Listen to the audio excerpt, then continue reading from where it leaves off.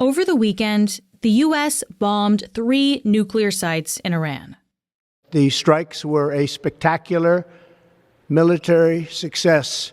President Donald Trump addressed the attacks on Saturday. Iran's key nuclear enrichment facilities have been completely and totally obliterated. Iran, the bully of the Middle East, must now make peace. If they do not, future attacks will be far greater and a lot easier. The bombs the U.S. used are called bunker busters. They're designed to penetrate targets underground. One of Iran's nuclear sites is located 80 meters beneath the surface. The U.S. is the only military with bombs capable of hitting such heavily fortified targets. Iran confirmed the strikes, but also said nuclear activities would continue and there were no signs of radiation. They vowed retaliation and promised everlasting consequences. These attacks by the U.S. follow Israel's strikes on Iran earlier this month. The first series of Israeli airstrikes targeted nuclear and military sites, top generals, and nuclear scientists. As of Saturday, more than 650 people have been killed in Iran. That's according to a Washington-based Iranian human rights group. Thousands are wounded. Iran retaliated with missile and drone strikes on Israel. Some bypassed its air defense system, killing 24 Israelis and wounding many others. Israeli Prime Minister Benjamin Netanyahu had repeatedly asked the U.S. to get involved. After the U.S. strikes on Iran, he thanked Trump. Congratulations, President Trump. Your bold decision to target Iran's nuclear facilities with the awesome and righteous might of the United States will change history. Both Trump and the Israeli government said the sites targeted in Iran could be used to quickly build nuclear weapons.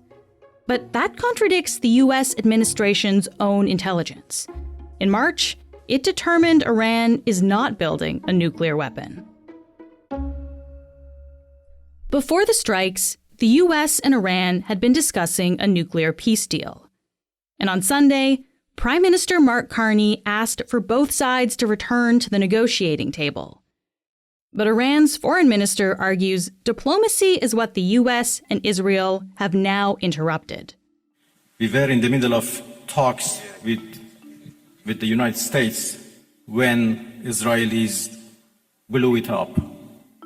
And again, we were in the middle of talks and negotiation with Europeans, happened only 2 days ago in Geneva, when this time Americans decided to blow it up.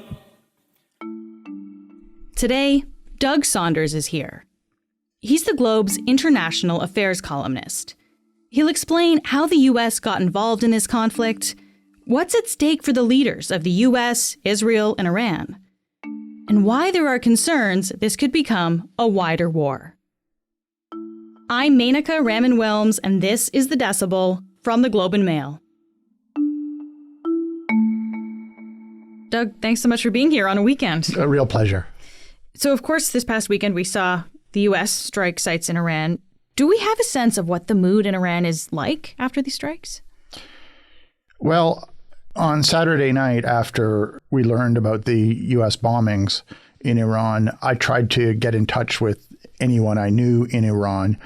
And I reached some people, and notably on Sunday morning, I got a text from a guy who's been involved in some of the dissent and protests against the regime in the last couple of years. So he's no fan of the Islamic regime in Iran, but who lives in Tehran, and who asked the question, should I innocently assume that this will now end the war, Hiroshima style? Hiroshima style. Hiroshima style, which is a slightly distasteful question on its face. I mean, Hiroshima and Nagasaki were the only instances of nuclear war to actually occur, and they killed huge numbers of civilians.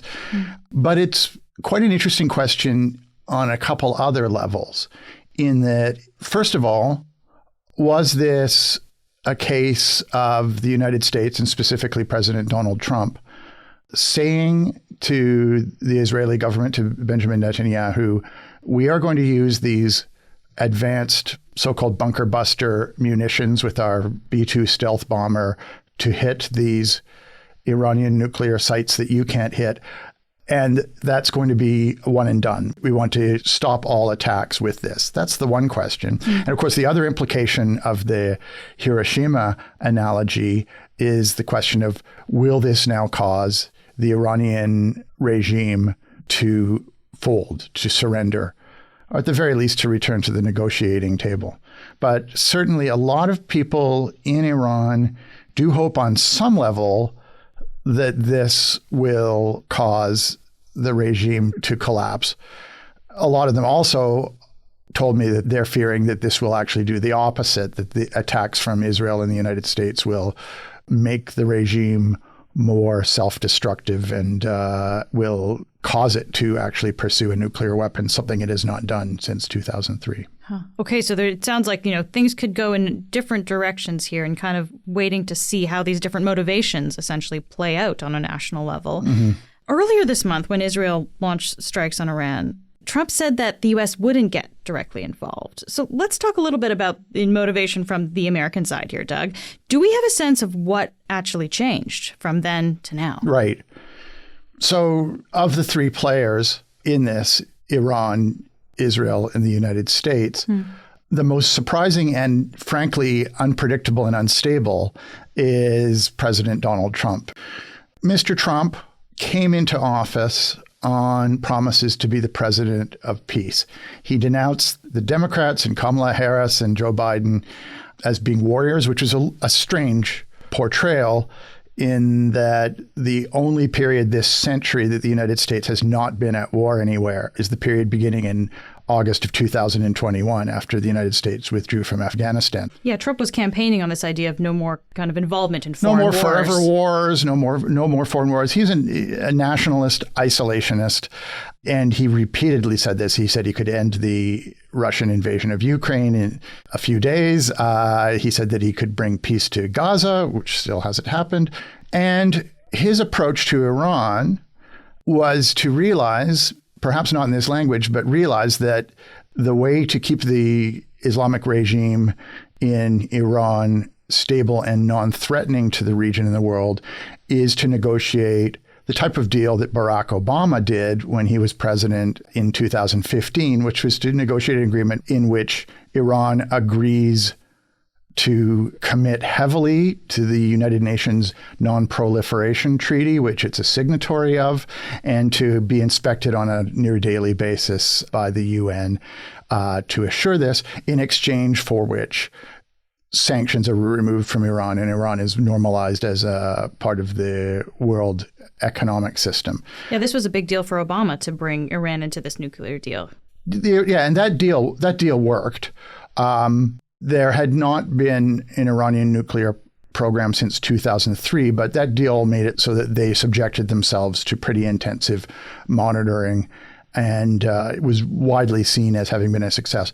Donald Trump in his first term withdrew the United States from that pact because he'd campaigned against it and so on. And that caused all sorts of chaos. Remember, it wasn't an agreement between the United States and Iran. It was an agreement between the 5 permanent members of the United Nations Security Council, including China and Russia and so on, and the European Union and Iran. But without the United States imposing sanctions, it didn't really mean anything. So it's been kind of swinging in the air since then. Trump began, I think, in March to negotiate with Iran with mixed results.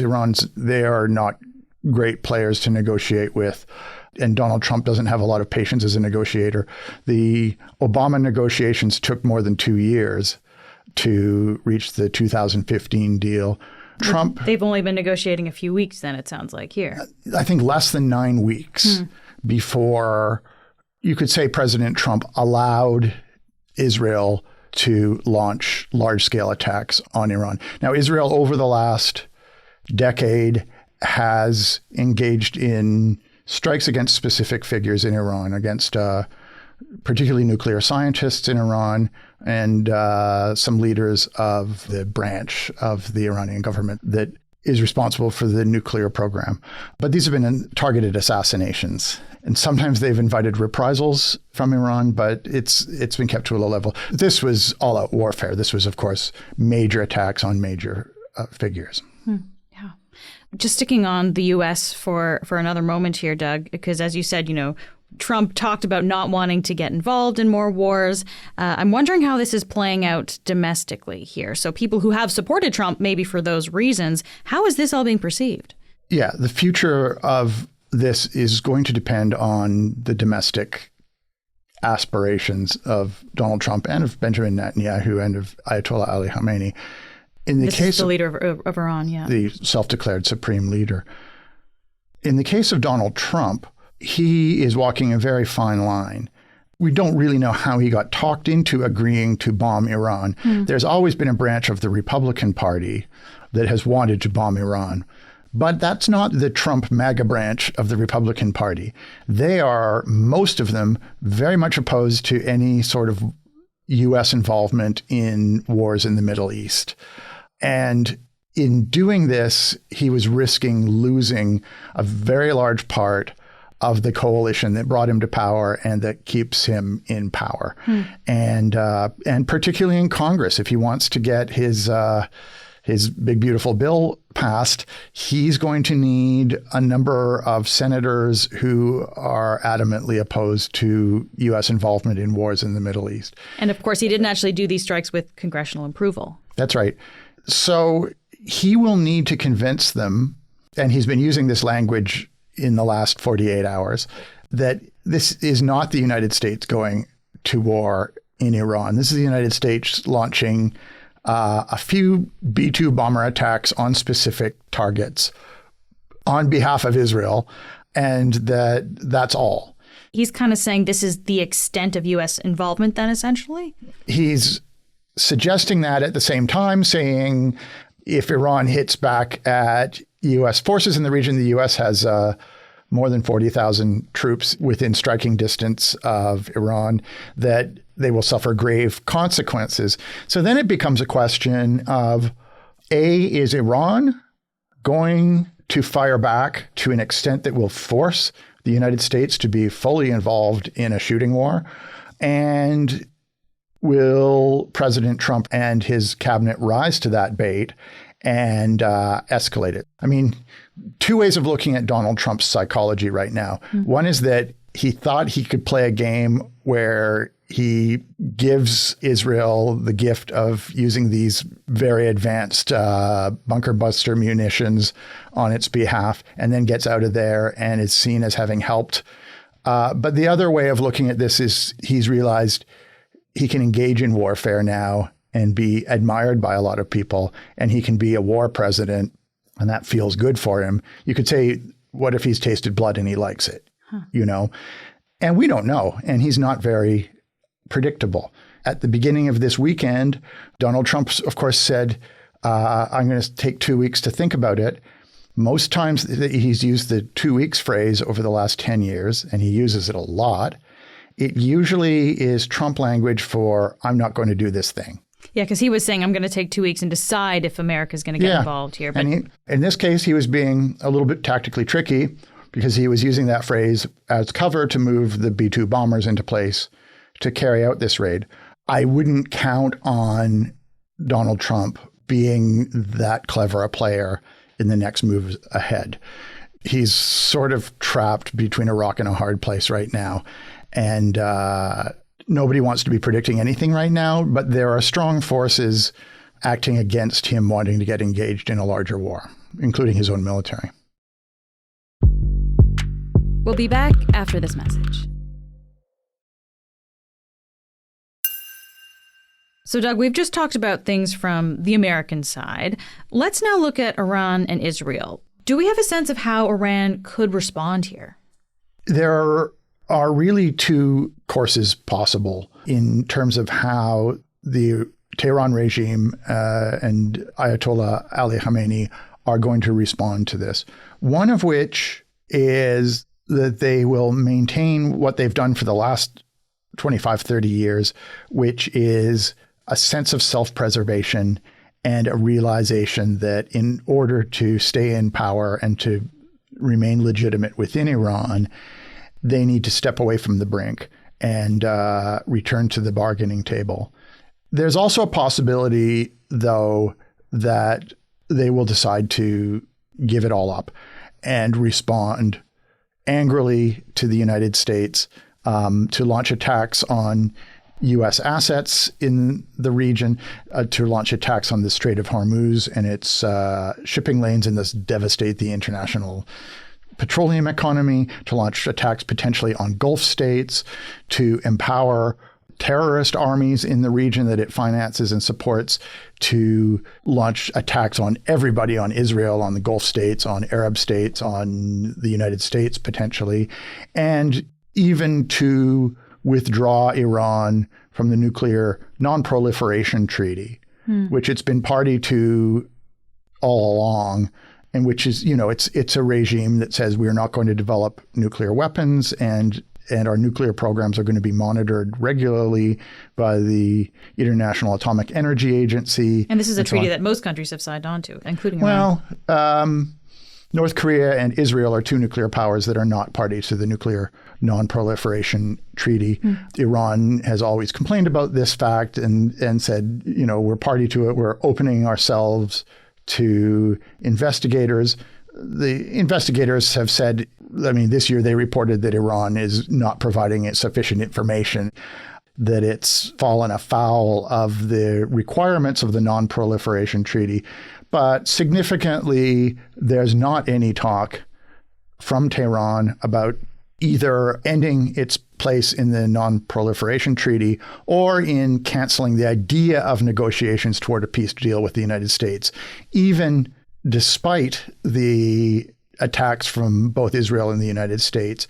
Although Tehran has canceled specific talking engagements for peace talks, they haven't actually withdrawn from the entire process as of the point where I'm saying this, and they could do it. So there is what you could call a scorched earth approach that they could take, where they withdraw from the NPT, they develop a nuclear weapon, which they could do despite having all of these sites bombed or buy one, and they become a real threat. That would cause the United States and its allies to enter full-scale warfare. That would cause a level of reprisal that first of all, would actually wipe out the regime. It would cause considerable levels of death and destruction in this country of 90 million people.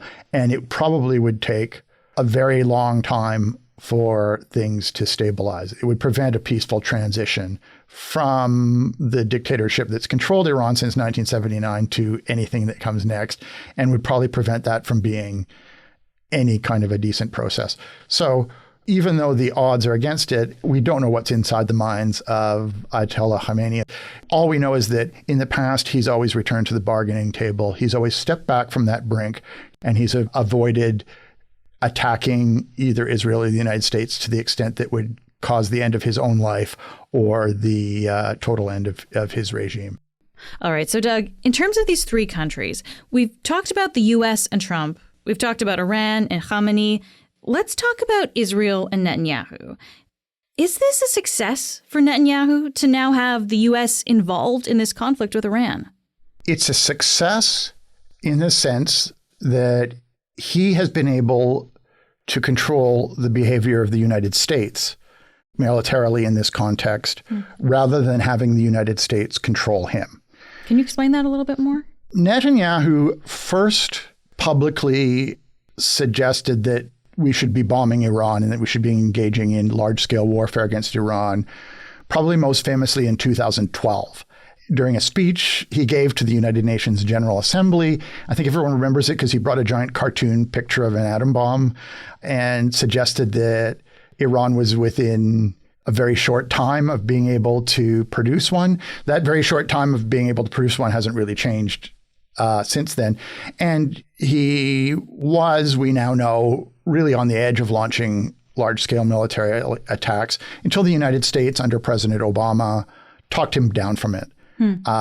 So in that example, the U.S. stepped in and basically de-escalated that. And I think lots of accounts have suggested that there have been a number of occasions where the United States has stepped in and prevented that. The United States is generally not interested in having a large-scale war in the Middle East. Most U.S. presidents from Obama onwards have been trying to get the United States out of the Middle East. And it seemed that Donald Trump actually was going to continue that tradition of holding back Israel. He certainly did during his first few months. And certainly the fact that he was engaged in negotiations with Iran around a new nuclear peace deal suggests that he was trying to pursue that tactic. He wants to be seen as the big deal maker.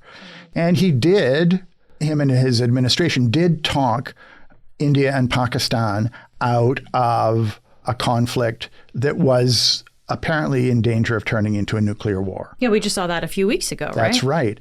And that was done by basic horse trading, probably by promising various things to Pakistan, whose military-led rulers are in pretty precarious financial shape, and probably by working with India's Prime Minister Narendra Modi, who is an ideological supporter of Trump. So with all of this, how is Netanyahu, I guess, able maybe to convince Trump and America to get involved if that's what happened? That's an interesting question because we don't really know. Because Benjamin Netanyahu is not the most important partner to Donald Trump in Donald Trump's mind. He has very close relationships with Saudi Arabia and with Qatar. And none of the Arab states are going to be very happy at the prospect of a big war between Iran and Israel involving the United States happening in their region. There's one level at which they would be happy to see the demise of the Iranian regime, in that, in theory, it would stop Iran from being the major influential regional power, which it kind of isn't anymore anyway, and it would allow them to step in. But the war itself and the ensuing chaos would not help anybody's cause. So President Trump had a lot of people talking to him on the phone and saying, don't do this. And then he probably had Netanyahu and a few people in his cabinet who like this idea saying, you can just let them use a few of your bunker buster bombs. You'll be a hero. You can get out of it and you'll be safe. So I think in his mind, he was entering a win-win transaction. Whether he knows how to actually act on this, whether he will counterstrike against any Iranian response and escalate this into a long war is a problem. He doesn't want to have another Iraq war. He probably also has various people in the White House telling him that we have a new Iranian regime in waiting that we can put in, which was the case in 2003 with the White House in Iraq. There were various Iraqis talking to the White House and saying, don't worry, we have a democratic regime that we can bring in a few weeks once you depose this guy. You have in the United States, the family of the late Shah Reza Pahlavi, who live in Los Angeles and who have a powerful lobby organization, telling the White House, don't worry, people will welcome us back once the Ayatollahs are gone, which is nonsense. Nobody in Iran wants back the regime that ruled the country before 1979. That was a terrible, torturous dictatorship, much as the current one is. But there's a whole faction in the Republican Party that believes this. Okay, so is this about regime change then, Doug? If it was about regime change, we would see different things happening. Israel certainly had the potential to kill most of the leaders of the Iranian regime, from Ayatollah Ali Khamenei on downward. And Khamenei was so sure that this was going to happen that he appointed successors, which is something that's supposed to involve a complicated committee process and so on. And he just went and did it because he fully expected his own bunker to be hit. So neither President Trump nor Prime Minister Netanyahu sought regime change in the actions they carried out. I think most American and Israeli leaders now know at this point that so-called decapitation strikes, where taking out the leader, where you kill the leader of a country, backfire. First of all, it's actually hard to actually hit the leader. Think about how long it took them to get Saddam Hussein in Iraq and how pointless that was by the time they actually did. And also it turns you into a country that has engaged in a type of warfare that means you're caught up in it, because there's always the possibility the transition is going to be to somebody worse if you're using warfare to bring about the transition. The people who are leading the protest movements in Iran, much like the people who were leading protest movements in Egypt 15 years ago, are not in a position to have a new government come in immediately. And in the chaos of the huge level of bombing and military action that would be required to unseat the regime there, it won't work. So there probably are a lot of cooler heads, certainly in the United States, maybe in Israel, saying, stop it now, let the people carry their course, let the regime return to the bargaining table, let the weakened regime face the wrath of the people. And that's the path to a better future for Iran, rather than embroiling it in a generation of warfare. Whether those cooler heads are being listened to is an open question that we can't answer right now. Yeah. Doug, just lastly here before I let you go, I think, honestly, a lot of people are probably pretty worried about these developments, right? With the U.S. getting involved directly now in this conflict. How concerned should we be that we might see this situation escalate into something bigger? We should be concerned because the cooler heads do not always prevail. We should be concerned because what's happening involves the inner psychologies of three leaders, all of whom are on some level rational actors concerned with their self-preservation. Doesn't mean they're morally right actors, whether Khamenei or Netanyahu or Trump, but it means that they are rational in the sense of tending to follow the course that keeps them in power. But they are also unpredictable and unstable figures who have tended in the recent past to defy expectations. And they are all figures who have been known to respond emotionally to provocations. So it wouldn't take a lot to unseat rational processes that say that this is going to resolve itself soon and cause it to explode into a regional conflict that'll last a very long time, in spite of everyone's interest to the contrary. Wars have a way of defying the ways that leaders wish the wars to proceed. So we can hope and we can say it's most logical for this to resolve itself in the near future with the return to negotiations and everyone talking themselves away from the precipice. But I would warn against putting hope ahead of probability. Anybody would be foolish to predict any particular ending right at the moment. Well, Doug, I'm glad we could hear from you on this. Thank you so much for taking the time to be here. Thank you very much. That was Doug Saunders, the Globe's international affairs columnist. That's it for today. I'm Menaka Raman-Wilms. Our producers are Madeline White, Michal Stein, and Ali Graham. David Crosby edits the show. Adrian Chung is our senior producer, and Matt Frainer is our managing editor. Thanks so much for listening, and I'll talk to you tomorrow.